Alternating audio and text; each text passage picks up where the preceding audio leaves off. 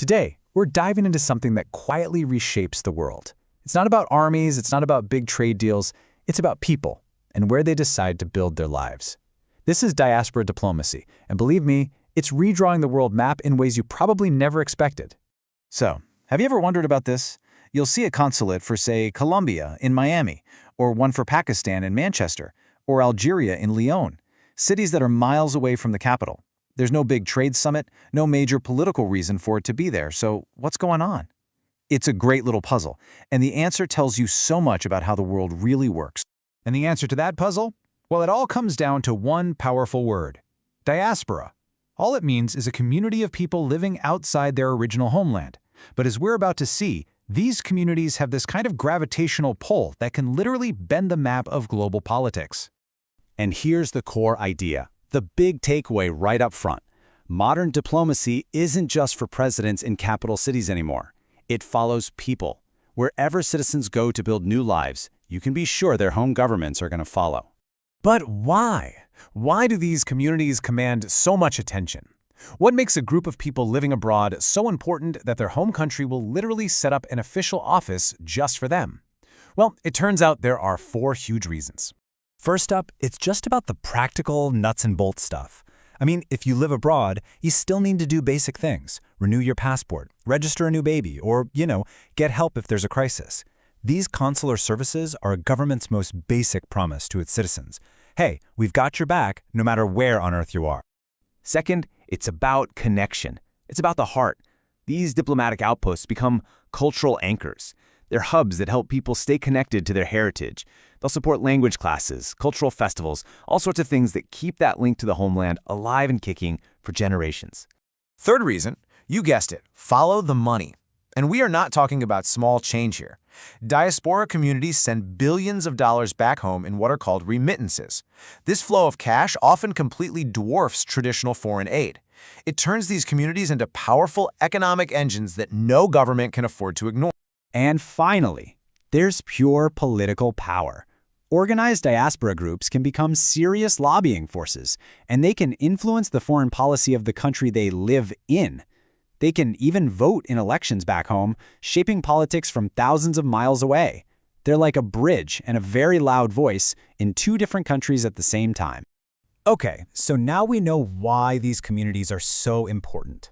Let's dig into how this actually plays out on the ground. How does a group of people in a city translate into an actual physical diplomatic building? To get this, you have to understand the difference between an embassy and a consulate. Think of an embassy as the headquarters, right? It's in the capital city and it's for the big government-to-government talks.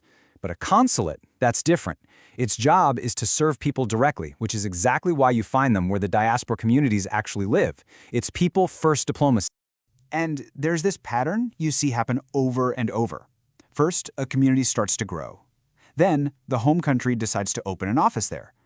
But that simple act, just opening a door, is way more than just logistics. It's a massive political signal. It's a way of saying, we see you, we support you. And in really tricky political situations, like with disputed territories, opening an office can be a huge statement. But hold on, it's not a one-way street. A country can't just decide to set up shop wherever it wants.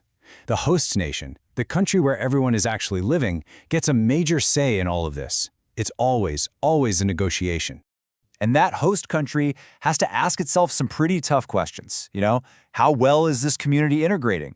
Are there any national security concerns? How is this going to play out with our own domestic politics? And what does this mean for our relationship with their home country? Agreeing to let another nation open an office on your soil is a big deal. So at the end of the day, every single one of these offices is the result of a delicate balancing act.